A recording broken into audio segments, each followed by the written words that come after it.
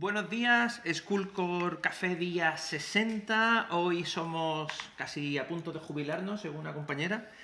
Educación y proyecto de acogimiento familiar por parte de la Cruz Roja. Tenemos como invitado a don Jacobo Wanich, que es el director, coordinador, jefe. Ahora no, él no se llama nada de eso, pero bueno, el que coordina, ¿no? El responsable. Responsable, mira, ha faltado todos los sinónimos menos ese. Responsable de llevar este proyecto a cabo. Tenemos también la presencia de Dani, nuestro Dani, de Animación Malacitana, y tenemos también, dar las gracias a nuestros alumnos Tamu y Yasir, que hoy también estrenamos uniforme, con lo cual hoy es un día grande, ¿no? Bueno, ellos dos ayer estuvieron también representando en el Consejo de Distrito, ¿eh? Y allí estuvieron los representantes del Consejo, porque hubo también de consejeros infantiles municipales también. O sea que todos son para bienes. Primera pregunta, Tamu. ¿Por qué te interesaste por el acogimiento familiar? Bueno, Tamu, mira, yo llevo trabajando con menores desde hace muchos años, ¿vale? Yo empecé, de hecho, cuando terminé la carrera, yo soy psicólogo, como voluntario en centros de menores. Los centros de menores pues tienen que ver con eso, un poco con el tema de acogimiento de niños pues que por las razones que sea están en un centro. Y a partir de ahí, eso fue hace ya muchísimos años, pues como que eso siempre lo he tenido ahí. Entonces ahora este proyecto lo ha ganado Cruz Roja en una serie de subvenciones que convoca la Junta de Andalucía, y ahora mismo lo que estamos haciendo es comenzar con el proyecto. Esto está además dentro de un fondo Next Generation, que es el fondo este de recuperación que hay en España para una vez superada la pandemia, y estamos, la verdad, apoyando un poco al servicio de protección para que vayan más rápido todo lo que es la gestión de los acogimientos de menores y la adopción también. La adopción también la estamos. Mi hermano le llama los Jeremy. Pues sí. Hay formas de llamarlo distinto. Pues se parece Jeremy. Next Generation. Segunda pregunta, Tamu. ¿Puedes contarnos un caso con el que más cariños recuerdas? Pues sí, mira, yo por ejemplo, en el caso de cuando yo era educador social de un centro de menores, que digamos nosotros lo que vemos son familias para acoger a estos menores que están en los centros, pues sí recuerdo un caso de una niña, sería de tu edad, Tamu, y que bueno, que lo estaba pasando mal por una serie de razones, los padres no podían cuidarla, y fue a una familia de acogida y estaba súper contenta. Seguimos manteniendo el contacto durante unos meses y estaba muy contenta de ese trasvase, un poco de haber pasado por el centro y después estar con una familia de acogida. Tercera pregunta, Tamu. Sabemos que diste un curso en nuestro colegio. ¿Qué recuerdos tienes? Bueno, yo aparte de psicólogo soy mediador, ¿vale? Y como, bueno, en Málaga es verdad que se apostó por la mediación hace muchos años. Dani yo creo que también es consciente y trabajó en eso mucho tiempo. Y yo hice el máster en la Universidad de Málaga en el 2004-2005. Y a partir de ahí es verdad que no solo cambió mi forma un poco de trabajar con las personas, sino también a nivel personal.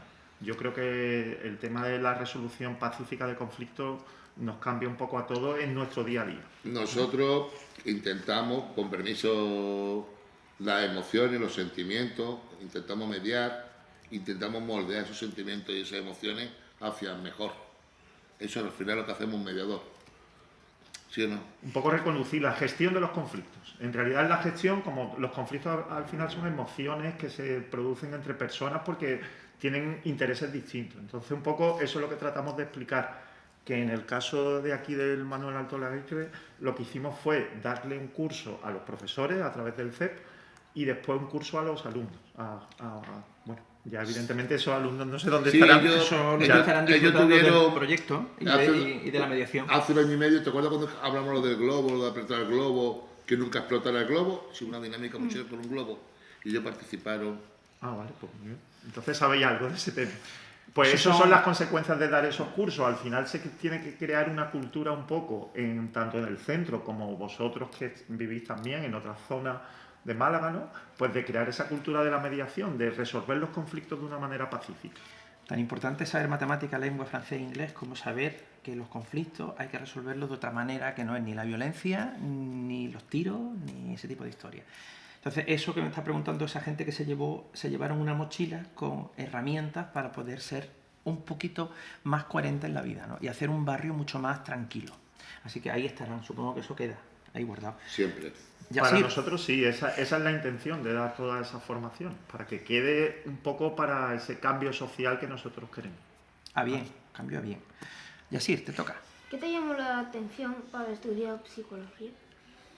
Pues mira, yo siempre he tenido claro que quería ayudar a la gente, ¿vale? Eso, bueno, eso lo hacen los médicos, lo hacen los profesores, lo hacen muchísimas profesiones, no solo la de psicología. Pero sí me interesaba el estudio de la mente humana. En definitiva, la psicología es el estudio de la mente y entender que trabajando con una persona, una serie de dificultades que pueda tener, puede cambiar su forma de relacionarse con el mundo y consigo mismo. Entonces, un poco esa es la idea de cuando yo quería estudiar psicología. La verdad es que eso yo recuerdo que fue cuando era adolescente. O sea, a partir de 13 años yo creo que ya tenía claro lo que quería hacer. Otra cosa es cómo lo hice. Ya eso quizás no está tan claro, pero el qué quería hacerse. Pero él estudió y aprobó de forma bien. Sí, Eso, porque además yo lo que hacía era trabajar y estudiar, entonces quizás no terminé en los años que me correspondía, o sea, no los 5 años que en aquel momento era psicología. Terminé en 7 creo que fue, pero porque estaba trabajando, me fui a trabajar a Valencia, tuve una trayectoria, pero al final terminé lo que yo quería. Bueno, nadie te pregunta al final cuánto tiempo has tardado, ¿eh? Lo que Sí, interesa bueno, es tener por eso. título. Y sobre todo las experiencias que has tenido durante Muchas todo veces ese tiempo. alguno termina canto y no para quién vio. Claro, Y pero como mejor que no hubiesen acabado. por eso digo que no hay que ser tan estrictos con... He Tiempo- perdido un año, no se ha perdido nada. No se pierde. A lo mejor eso te sirve para trabajar madurar. después mejor en tu Es vida nuestra diaria. definición de tiempo cuántico en educación. O sea, hay un tiempo cuántico, no existe realmente ese tiempo, no existe. Y ya recordamos nuevamente que los años escolares son 176 días, lo cual nunca pierde un año. exactamente. Siempre pierde una parte, ¿no? Y tampoco se pierde, porque al final todo el mundo No, gana. porque eso te sirve luego Claro, en algún momento. siempre ganamos. Si tienes brújula, nunca pierdes tiempo en el laberinto. ¿Sí, no? Eso es. Segunda pregunta. Se me ha ocurrido ahora, ¿eh? ¿Puedes explicarme brevemente el proceso de una adopción? Como estamos hablando de Bueno. adopciones, pues luego se va a volver a repetir esa pregunta, ¿no? Pero es que es suficientemente importante también para que se enteren Vale. qué consiste una adopción y sobre todo el por qué. Pero bueno, cuenta. A ver, tal como está establecido, insisto, en España aquí hay unas leyes, ya sabéis que todos nos regimos a unas leyes, las leyes se pueden cambiar cuando hay algo que no funciona normalmente, pero tal como está ahora mismo tú puedes elegir entre ofrecerte para adoptar a un niño a nivel nacional o a nivel internacional. A nivel nacional, pues se te da, digamos, la posibilidad de hacer una formación, que la tienes que hacer obligatoriamente, para después que te valorar a esa familia, que tipos de familias, ya sabéis que hoy en día hay muchas, puede ser dos personas del mismo sexo, dos personas de distintos sexos, una persona se puede ofrecer a una adopción. Y una vez que se valora a la persona, si es idónea o no, que eso lo hace el equipo, en este caso el equipo que tiene Cruz Roja tiene esa función, pues ya lo único que queda es cuando haya un niño que, por las razones que sea, y puede haber muchas, esté para guarda en adopción, pues a esa familia que es idónea, pues se le asigna a ese niño. Digo se le asigna porque esa es la palabra que se utiliza. A ver, creo que Asignar. quizá no es la mejor, Sí. pero es la que se utiliza en el sistema. Entonces, el sistema de protección de menores asigna. Luego tiene que haber una ratificación judicial, ¿vale? Si no, hasta que un juez no ratifica eso, no está adoptado ese niño. Ratifica no tiene que ver con rata. Ratifica significa que tiene que decir que sí a lo que están Y haciendo. tiene el que haber una trabajo. sentencia judicial. Y tiene que haber una diciendo que sentencia. Eso es ratificar. Son palabras Técnicas. Que suena, que no dice rata, ratificar, de rata. No, nada que no ver. viene de esa familia. No viene de esa familia. ¿Vale? Entonces, para que lo tengamos en cuenta. No es raticidio. No es reticidio. Tercera pregunta. Es decir, estar neutro e imparcial en la toma de decisiones. Difícil estar neutro e imparcial en la toma de decisiones, cuando hay que tomar decisiones. A ver, esa pregunta es muy buena, Yasir, porque además el trabajo en lo social, y ya no digo solo en el proyecto de acogimiento, sino en general en lo social, puede verse influenciado por factores propios de cada persona que está atendiendo a otra y factores externos que le influyen a esas personas. Con lo cual, hay que intentar, como has dicho tú en la pregunta, ser neutral e imparcial. Esa es la tendencia, pero a veces uno se ve impregnado porque llegan cosas de fuera o propias que uno ha vivido anteriormente y tiene que intentar pues, que no le influyan, porque esto es una cosa muy objetiva. El trabajo social, en general, la intervención social tiene que ser objetiva. Entonces, por eso yo lo he comentado alguna vez aquí con Miguel Ángel y con Dani. Puede que lo bueno sea tener un supervisor, alguien que te supervise la intervención por si te estás contaminando de esas cosas que comentas. No Tomar somos decisiones. inteligencia artificial y la gente nunca puede ser neutra. Tus sentimientos están ahí, lo importante, ¿eh? Por eso lo que dice, siempre es importante que alguien esté por encima por si te puedes equivocar. Claro, porque somos humanos. Entonces, la faceta humana lleva consigo la imperfección, ¿no? Tú sabes, aquí estamos varias religiones, ¿no? ¿Tú qué religión eres? Musulmana. Tú eres musulmana, tienes Allah, y tú tienes eres evangélica. No, ella no es No, evangélica, ella es Nada, pues como entonces, lo corriente. La Correcto. comunión y boda y bautizo. católica. Bueno, pues Pero- si eres católica está Dios, ¿no? Entonces está Jesús. Entonces, esos son los únicos Bueno, que realmente nada, en la o nada, sociedad... o nada. O nada o te ahogas. O te ahogas. O sea, que es la historia. Vale. Entonces, el tema es que esos son perfectos. Los dioses son perfectos, nosotros no lo somos, ¿no? Entonces, el ser humano es imperfecto de por sí. Cuando tú tomas una decisión, te equivocas, te estaba hablando de que tus padres te pueden regañar y tal, es porque quieren que hagas una cosa que supuestamente está mal, ¿no? Y hay que reconducir eso, ¿no? Pues en estos cargos donde realmente estamos jugamos con futuros de personas, es muy complicado, ¿no? Entonces, es muy complicado porque ellos intentan darle algo bueno a alguien o a algún niño o una niña que no lo tiene, ¿no? Entonces, realmente es un trabajo muy puntilloso, ¿no? Sí, más, tienen que buscar gente que le dé amor, sentimientos, Y estabilidad. Una estabilidad de todo tipo. Aquí ¿no? al final hay una transmisión, ¿vale?, entre la persona que estamos atendiendo y el que atiende, digamos.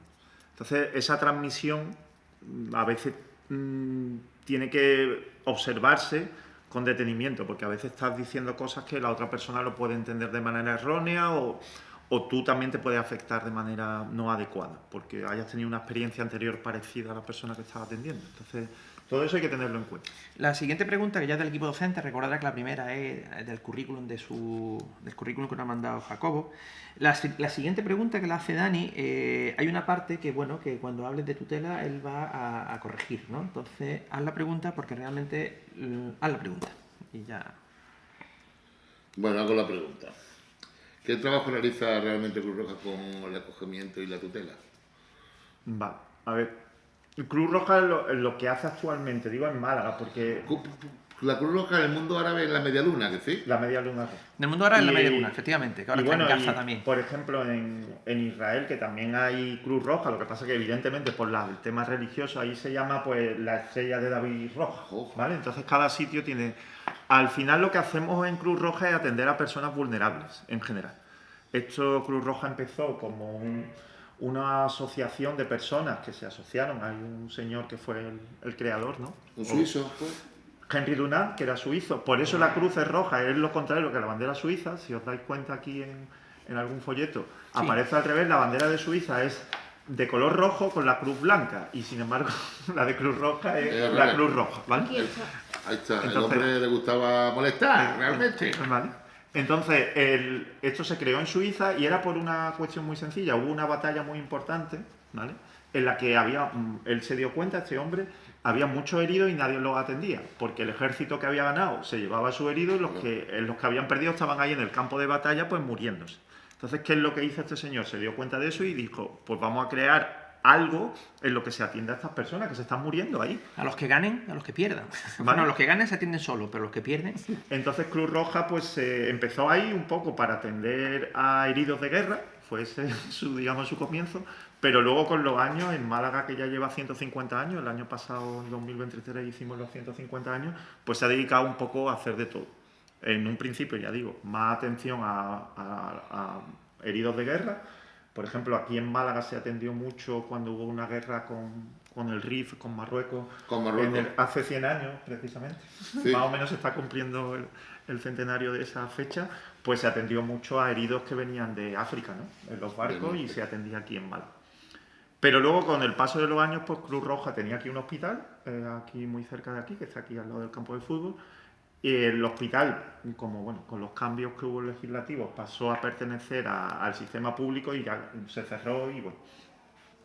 Y ahora mismo lo que hay es una sede que atendemos a gente vulnerable directamente. Uno de los proyectos que estamos llevando a cabo es este de acogimiento familiar y adopción, y lo que estamos haciendo es atender a familias que necesitan ese apoyo.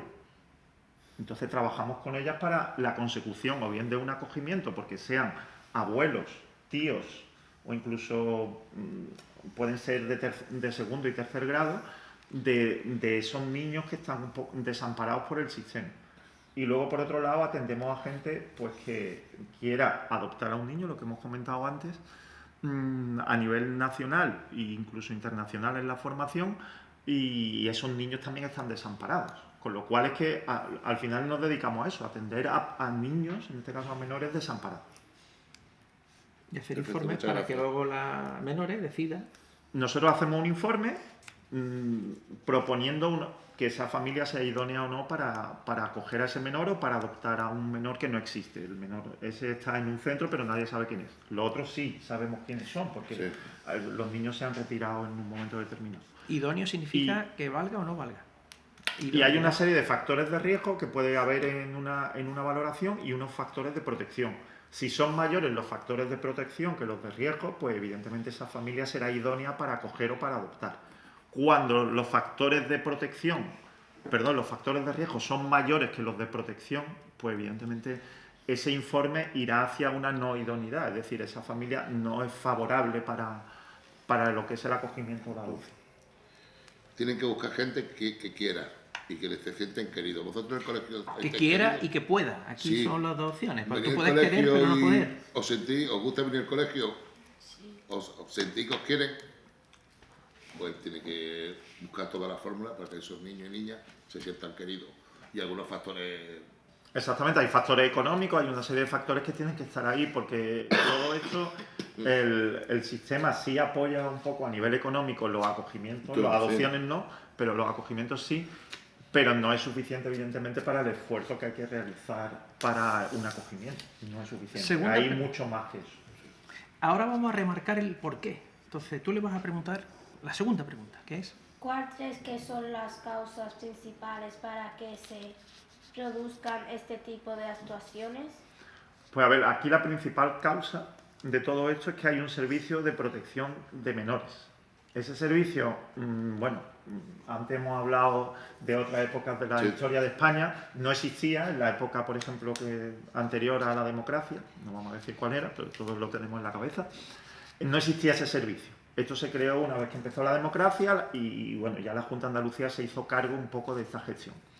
Lo que hace el servicio de protección es que a través de los servicios sociales, los equipos de tratamiento familiar, se pueden detectar casos de menores que están en una situación límite, porque los padres no lo estén atendiendo bien, porque haya problemas a nivel económico que ni siquiera puedan atenderlo, ¿vale? Que eso también puede ocurrir, y entonces lo que se produce es un desamparo. El desamparo quiere decir que se le quita la tutela a esos padres, ¿vale? O quien la tenga, pues no tiene por qué ser padre, pero normalmente son padres. Y al quitarle la tutela a los padres, pues el servicio de protección es el que toma las decisiones de qué se va a hacer luego con ese menor.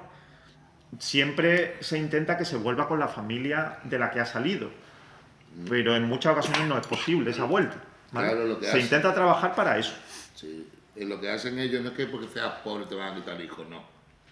Intenta la administración, la Cruz Roja en este caso, porque tengan los estudios, que puedan comprar material. Por ejemplo, si no van al colegio, eso es un motivo. Ya que estáis vosotros aquí, el no ir al colegio es un motivo para desamparar a un niño. Un juez lo puede hacer directamente si no viene al colegio. De hecho, ellos tienen que dar parte a la fiscalía, ¿no? de que hay un asentismo prolongado. No sé yo cuánto es el protocolo, pero... Tiene que darse más causas, pero es un motivo para el tema, ¿no? Cada 5 faltas sin justificar al mes empezáis con el protocolo. Son 3 fases, cuando se cubren las 3 fases, pues entonces ya vino el fiscal de menores también y hablamos sobre el tema de asentismo y lo que podía pasar, ¿no?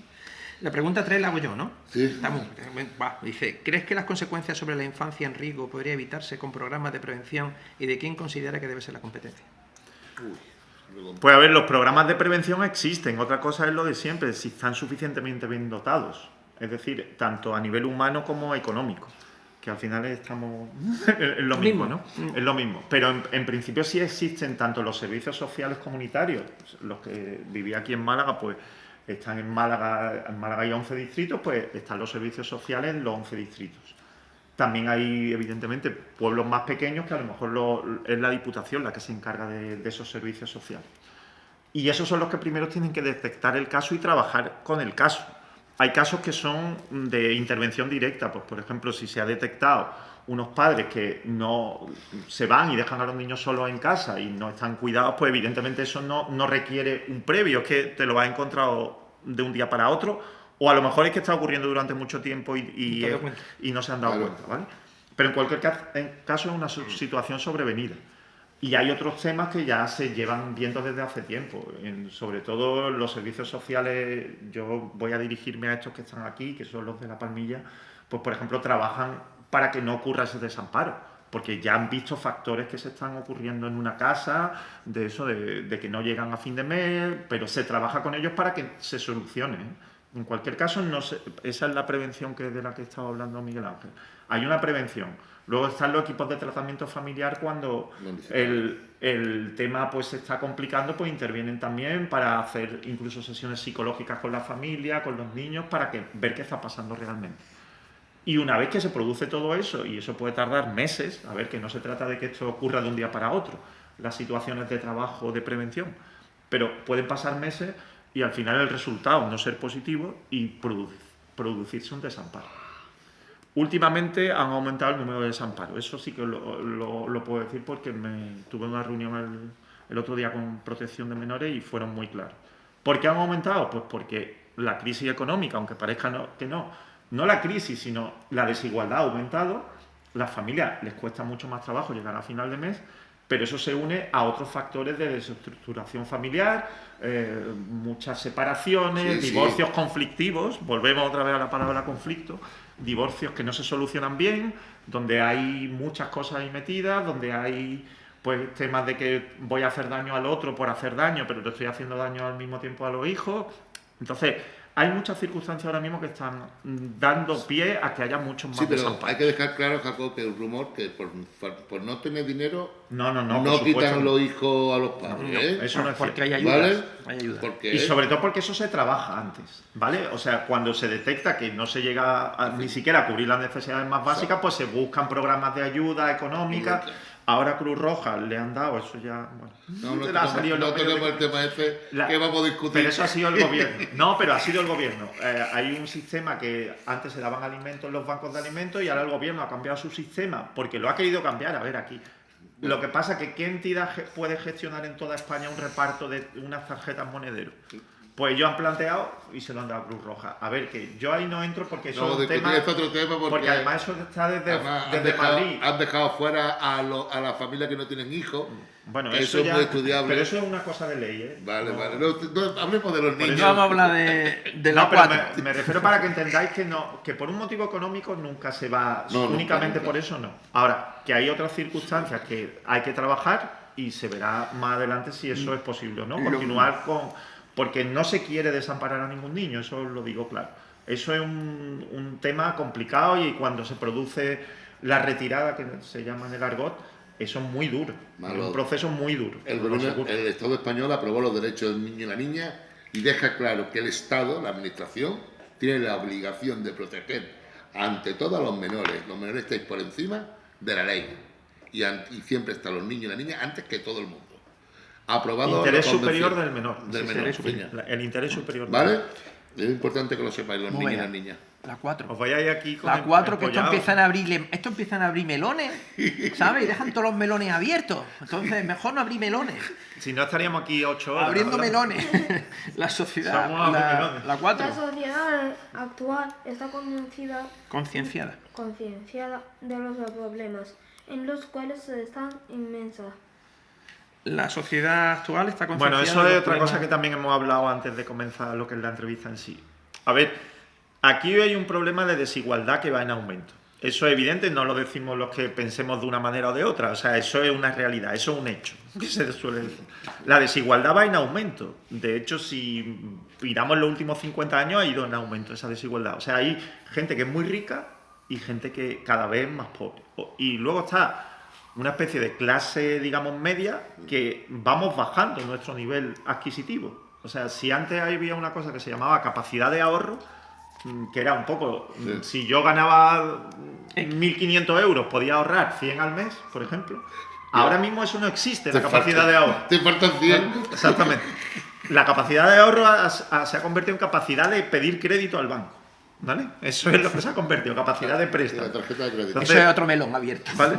No, lo digo, pero tiene que, en este caso sí tiene que ver con Sí, esa tiene que cuestión. ver. Entonces, yo creo que la sociedad en general no está concienciada porque estamos repitiendo el mismo patrón en los últimos 30, 40 años, y no lo digo solo en España, digo en Europa y en general en el mundo occidental. No desconozco lo que pasa en otros países en desarrollo y tal. Pero sí que es verdad que estamos como repitiendo una serie de patrones que a lo mejor servían hace 30 años, pero que ahora mismo ya no sirven. Porque cada vez, ya digo, que la gente está bajando más su nivel de poder adquisitivo en general. Vuestras madres y vuestros padres dicen que comprar cada vez más caro, ¿que sí? Cuesta más dinero, ¿que sí? Pues eso es lo que está diciendo Maco, que antes con X llegaba y ahora no llego. Un economista dijo que la clase media española era la clase media low cost. Como los aviones, que hay low cost. Low cost y las peluquerías baratas, son igual. Pregunta 5, Dani. ¿Crees que hace falta, perdón, mi jefe, Miguel Ángel, que es el Yo no soy el moderador jefe, importante, soy el moderador porque es que al principal, final pues, la gente se nos aburre. Tú pones moderador 1, Moderador 1. No, podemos cambiarlo si quieres, ya, da no, igual. Tú algunas veces ¿Crees me que hace cortas. falta herramientas para que la crianza de los hijos, herramientas afectivas, que los padres y las madres tendrían que tener esas habilidades? Estamos hablando antes que para adoptar tienen que hacer una especie Una formación de 20 formación. horas. Sí, Sin es embargo, que- para ser hijo, para ser padre... Para ser padre no, hay que tener suerte. ni Claro, hay no ningún quiero manual. preguntar lo que te he dado. Vosotros tenéis, por ejemplo, un manual, ¿no?, de matemáticas, un libro a seguir, ¿no?, con una serie de ejemplos, ¿qué tal? Para ser padre no hay ningún manual, no existe ese manual. Nunca nos lo han dado, yo soy padre también. ¿Qué es lo que pasa? Que uno va un poco funcionando sobre la marcha. Lo que ha aprendido de su anterior generación, es decir, del padre o de la madre que haya tenido, más los abuelos, los tíos, todo el que esté implicado. Más, por supuesto, la comunidad escuela. educativa que también te ha debido dar alguna herramienta. ¿Qué es lo que pasa? Que, bueno, en los casos hoy en día, esas herramientas se dan en los colegios, no lo dudo, pero en las familias cada vez se dan menos. ¿Por qué? Bueno, antes existían una serie de maneras de educar y hoy en día hay otras. Y muchas veces la peor educación, y por eso esto lo he traído, es estar pendiente de un teléfono móvil, de una tablet, de un ordenador, una PlayStation, una videoconsola, me da igual. Hay que intentar jugar más con otras cosas y no con tanta pantalla. ¿Por qué? Porque estamos perdiendo esa parte educativa que te la puede dar un juego de modelar, hacer un juego de azar, un juego de mesa, puzzle, plastilina, cualquier cosa juegos de madera, ¿no?, que también comentamos el otro día. A ver, cualquier cosa te da más herramientas para tu futuro que ver una pantalla. Que yo no digo que un juego de ordenador no te dé alguna cosa, pero es que esto te da mucho más, lo que hay aquí. Entonces, claro, eso es una pérdida que vamos teniendo con el paso de los años. No nos damos cuenta, ni siquiera los padres, pero lo que no puede ser es que un niño de 6 meses esté con un teléfono, que tenga un soporte en el carrito para ver el teléfono móvil, porque es que eso ya es, vamos, es que no es necesario que un niño con 6 meses esté mirando un teléfono móvil. Porque darle al niño una pastilla por dormir es ilegal, pero darle un móvil no es ilegal, ¿eh? Exactamente. No, pero si ya te digo que hay unos soportes para los carros de estos de niños para que estén viendo el móvil. Claro, le da al niño tú un vaso de whisky y duerme y le da una pastillita. Sí, eso... La pregunta 6, esto es otro melón. O sea, sí, ¿te lo das tú la pregunta 6? No, hazlo tú, si te he puesto a ti para que me dices, como te hago el N, digo, bueno, va a hablar más tú. No, tuyo, te dejo. Como profesional, ¿crees que lo que está ocurriendo en el mundo, cómo lo lleva emocionalmente? ¿Crees que estamos preparados? La situación actual mundial. ¿Crees que diariamente lo podemos llevar bien? Porque realmente actualmente tenemos un problema muy gordo con la masacre de algunos pueblos, en este caso Gaza, no me importa si Gaza, que hay una masacre. Bueno, hay otra en Ucrania. Sí, pero por lo menos en Ucrania se pueden defender, tienen cómo defenderse. Pero lo que ocurre en Gaza, que es lo gordo, le digo lo gordo, porque en África también mueren todos los días muchas guerras, mucha gente, bueno, en las que no se ven. Y los móviles que tenemos, hay diamantes de sangre y móviles de sangre. El coltan produce mucha sangre. El hecho de que, por ejemplo, vengan aquí, lo digo por lo que la pregunta en sí, gente de otros lugares, es un poco por esto. O sea, nadie se le ocurre meterse en una patera, pagar 1.000 o 2.000 euros que vale un asiento en un sitio que te puedes morir. O sea, estás pagando por morir. por tener una posibilidad de muerte de, bueno, no te digo de un 100%, pero de un 50% te puedes morir en el camino. ¿Quién pagaría? A nosotros se nos ocurriría meternos en un sitio sabiendo que podemos tener el 50% de posibilidades de morirnos. No, a no ser que en el sitio en el que esté tenga un 100, claro, evidentemente. Entonces por lo menos lo reduzco, ¿vale? Entonces todas estas personas que vienen en patera, sobre todo de África subsahariana, de Asia también, porque en Asia también hay muchos conflictos, es porque es que no tienen otra opción de vida, de futuro por lo menos. De presente a lo mejor, bueno, pueden mal vivir, pero de futuro no tienen ninguno. Entonces por eso se vienen para los países. Muchos, sobre todo Europa, claro. Que ¿tú emocionalmente cómo lo llevas diariamente? A mí me cuesta porque yo, por ejemplo, aparte de ser personal técnico de Cruz Roja, yo soy voluntario, ¿vale? Y yo he ido cuando ha llegado aquí alguna patera a Málaga, he ido como voluntario a ver cómo llegan esas personas y a atenderlas directamente, a hacerle los triajes, todo. O sea, hay que ser consciente de cómo está el mundo, como dice Dani. Y sobre todo buscar soluciones. Yo pienso que la sociedad es más solidaria que hace 100 años. O sea, yo creo que sí ha habido un avance en eso. Otra cosa es, a nivel de los que mandan, pues los que mandan, y ya lo digo, lo he comentado antes, por ejemplo, Einstein ya lo decía en el año 1940, que los que mandaban cada vez tenían más poder y miraban menos por el pueblo. Que eso también pasaba en el siglo XV con los reyes absolutistas. A ver, que tampoco es una cosa nueva, en el mundo suele funcionar así. Lo que pasa es que hoy en día somos 8.000 millones de personas, hay cámaras como las que tenemos enfrente grabando todo, hay móviles que graban todo y entonces sí nos damos cuenta de realmente quiénes son los abusadores sobre los otros, ¿no? ¿Qué gente vive bien? ¿Cómo se denuncia? ¿Y qué gente vive mal? Pero claro, los mecanismos de control, que es un poco lo que tú dices, nadie cree en ellos. O sea, ¿alguien cree que la ONU va a parar alguna de esas guerras? No las va a parar, porque ahí hay posibilidades de vetar uno u otro. ¿Eso es justo o injusto? Eso ya cada uno tiene que sacar una conclusión. Eso se llama otro melón abierto. O sea, el problema es que cuando uno empieza, lo que están haciendo que es reflexionar, las reflexiones siempre no dan la solución. Entonces da simplemente... Pregunta mía, la 7. Actualmente está de moda la deceleración de la economía como herramienta de salvar el planeta. ¿Sería extrapolable esa deceleración en el aspecto personal del ser humano? Esa pregunta es difícil, ¿eh? Eso no es un melón. No, eso no es un melón. Eso es filosofía. Vamos a ver. Yo otra cosa que digo, y yo, como estáis vosotros dos aquí delante, creo que es un error quitar la filosofía de lo que es un poco el sistema educativo. Cada vez tiene menos peso y yo, para mí, es un grave error. Porque creo que todo esto, el pensamiento crítico, esto que va un poco inmerso ahí en la pregunta que ha hecho Miguel Ángel, tenemos que reflexionar sobre a dónde queremos ir, porque este mundo hacia dónde va. Por ejemplo, ahora con la inteligencia artificial, ¿hacia dónde vamos con eso? ¿Alguien va a parar eso? Hacer más torpe nosotros. Claro, si al final nos van a quitar un montón de puestos de trabajo a las personas, no a quizás nosotros que trabajamos con seres humanos, pero la gente que no trabaja con personas, trabaja con máquinas, probablemente le quiten su trabajo. ¿Vale? Entonces eso también lo tenéis que tener claro vosotros. A ver hacia dónde os queréis dirigir vuestras vidas, porque es verdad que el trabajo manual cada vez va a ser menor. Eso lo va a poder hacer una máquina. Y si vais ahí al Carrefour que está aquí al enfrente, ¿cuántas máquinas ya hay? Antes había una para tú mismo pagar. El Decathlon ya no tiene caja con personas. Eres tú el que pone ahí las cosas y te cobras tú mismo. Eso ya es reducir un puesto de trabajo. Nosotros que somos mayores, por ejemplo, antes no había una persona que nos echaba la gasolina en el coche. Bueno, ahora los que tengan coche eléctrico pues lo hacen también ellos, ¿no? Pero que antes te echaban la gasolina, ahora te la tienes que echar tú. A ver, hay cosas que van evolucionando, algunas hacia mejor, pero otras hacia peor. Entonces lo que tenemos que incidir, la gente que estamos inmersos en lo social sobre todo, en por qué camino no se debe ir. Claro. Y denunciarlo. Entonces, lo del planeta, evidentemente el planeta, como yo he tenido amigos que han ido a Asia, y aquí tú no ves plástico en las calles, pero vete a Camboya y las playas están llenas de plástico, porque no hay nadie que recoja los plásticos.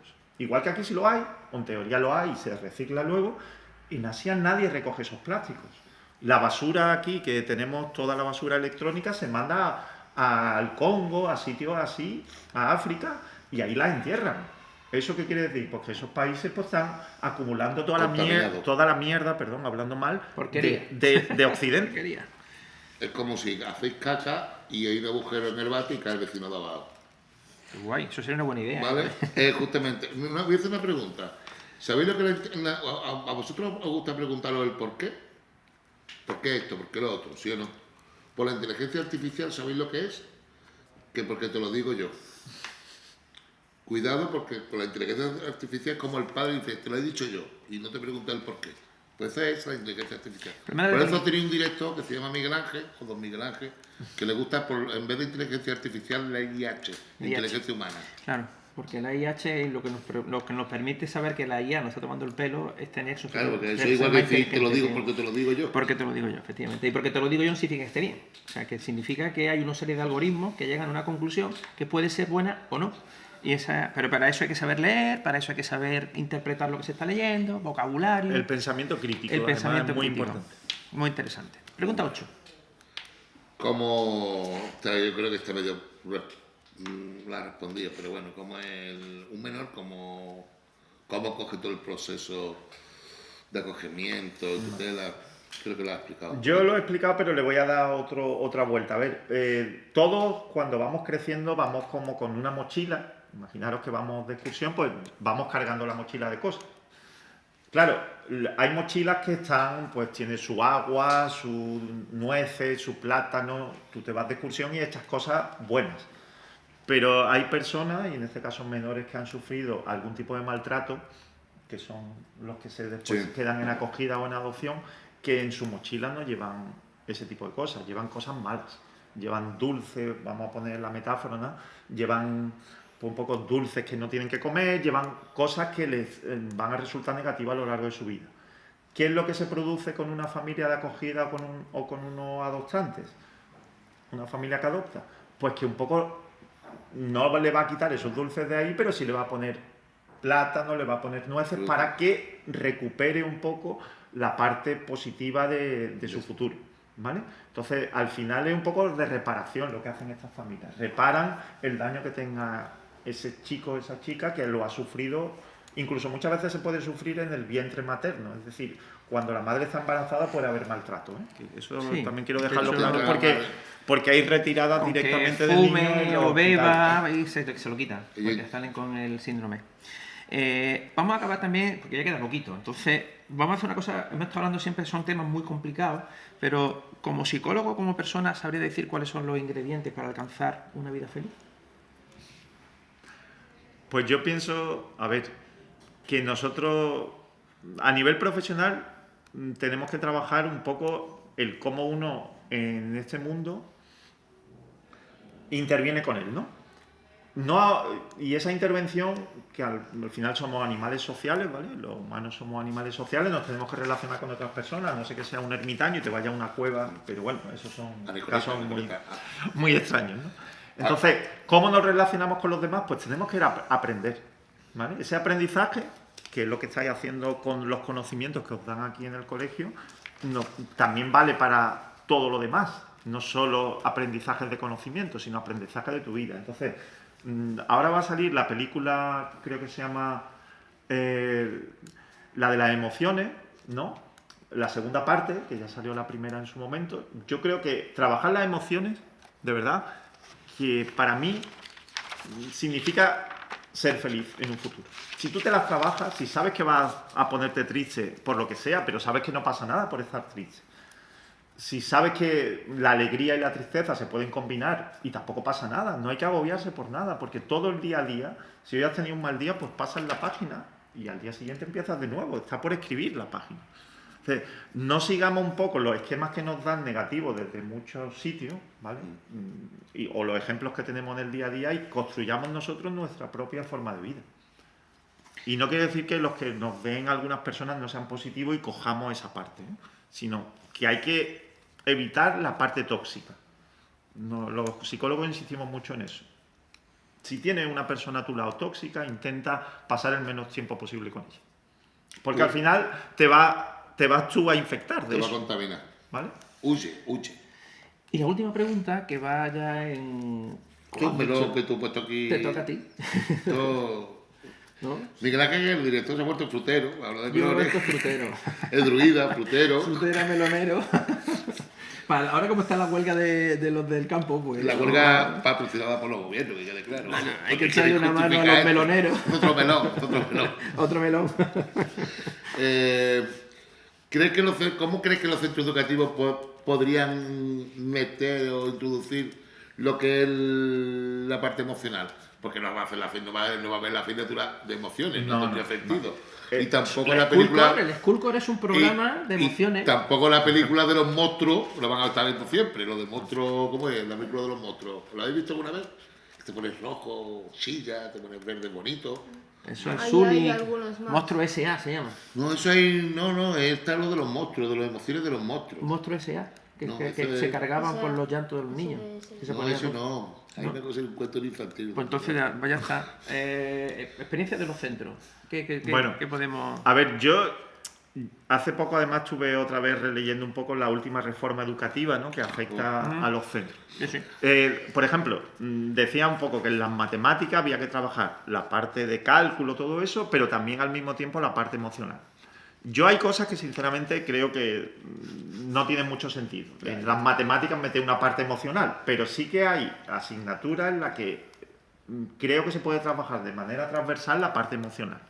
En matemática tú dices, pone un problema donde dice que te ha tocado la lotería 150 millones de euros. En ese caso sí. ¿Cómo te sientes? Entonces, ¿Cómo te sientes? De 1 a 1000, ¿cómo te Y sientes? encima lo metes en un banco y te dan un 10%. Ese caso sí lo vamos a plantear porque creo que no hay ningún ser humano en todo el mundo que si le toca la lotería se ponga triste. Con lo cual, está claro que matemáticamente va a ocurrir eso, ¿vale? Se va a alegrar. Pero aparte de ese caso particular, yo creo que hay asignaturas en las que sí entra la parte emocional, por ejemplo, en la literatura, que se trabaja, o en lengua, que se puede trabajar la lectura de libros, donde aparecen personajes que se van desarrollando a lo largo de su vida y van pasando por distintas emociones, por distintos procesos de duelo, que eso no lo hemos hablado antes, pero muchos de estos casos de acogimiento de niños acogidos pasan por un duelo. El duelo es cuando una cosa importante para tu vida es una pérdida, ¿vale? Y tú tienes que ir superando ese duelo. Lo vamos haciendo muchas personas sin pensarlo, pero sí que está estructurado esa superación del duelo. Y bueno, el duelo de la muerte es el peor, sin duda, pero también hay duelos de separaciones, hay un montón de duelos posibles. O cuando tus amigos te dejan de hablarte. Exactamente. Cuando los amigos dejan de hablar, ¿sentí dolor? Sí. Pues eso es duelo. O cuando te dicen que tiene una enfermedad, por ejemplo, que es una enfermedad grave, pues también es un duelo. Eso, por ejemplo, yo creo que sí se podría trabajar la parte del duelo en un centro educativo, que creo que no se trabaja lo suficiente. No mucho. ¿Vale? Conocimiento del medio también sería interesante. Exactamente. Y luego, hombre, los que hagan religión, pues entiendo que tienen una serie de contenidos, pero como después tenéis la otra asignatura, que es como alternativa de la religión. ¿Cuántico se llama ahora la alternativa de la religión? ¿Cuántico? No, cuántico. Pues buscamos el nombre que hay instante. Bueno, en cualquier caso, hay digamos, asignaturas donde se pueden trabajar estas cosas de manera transversal y no hay por qué hablar de eso concretamente, sino bueno, vamos a hablar de un libro y vemos qué es lo que ha pasado, se le murió la madre al niño, a ver cómo se sintió el niño, todo eso se puede ver en diferentes asignaturas. Antes de terminar, vosotros no habéis tenido la suerte de ver los dibujos animados de Marco. La generación que vimos los dibujos animados de Marco entendimos lo que era el duelo y la duelo y la angustia de los 250 capítulos. Nos acordamos de la música, ¿no? Sí. En un puerto italiano. En un puerto italiano. Madre mía, vamos a entrar. Pero hay que reconocer que gracias a estos dibujos animados, nuestros padres, nuestra generación, sabe asumir muchas pérdidas. Gracias a ese dibujo, nuestra generación puede hablar de que somos viejos. Sí, totalmente. Bueno, está también Heidi, por ejemplo, que también la mandan con su abuelo a la montaña, con lo cual también hay una pérdida ahí. Yo he escrito a lo de los dibujos animados que la silla de ruedas, ¿cuál tipo es para llevármela también a la montaña? La silla de ruedas claro, en la montaña. Claro, en ese caso era la buena. La mala era la señorita Rottenmeier. Adelaida. Bueno, llegamos al final del episodio 60, ya nos queda menos para jubilarnos, como decía. Te dejamos tu minuto de gloria, como siempre, y luego yo acabo con una frase de esta temporada, que llevamos pocos episodios, pero mejoran. O sea, son pocos, pero... Bueno, antes has comentado que este es el número 60, ¿no? Número digamos 60, de todo. De todo, las 6 temporadas. La sexta temporada. Como estamos... Como en el tema de series. Sí. Pues mira, esta es la sexta temporada. Y nos faltan unos 30 o 40 suscriptores para llegar a 1000. sea que estamos poquito a poco, Vale, de a pues poco nada, que se pues, llama, como diría para Mota, empezar, ¿no? en mi minuto de gloria, dar las gracias, por supuesto, aquí a Miguel Ángel y a Dani. Deciros que, bueno, felicidades por el 60 aniversario. Gracias. 60 episodios. Ya el pelo blanco.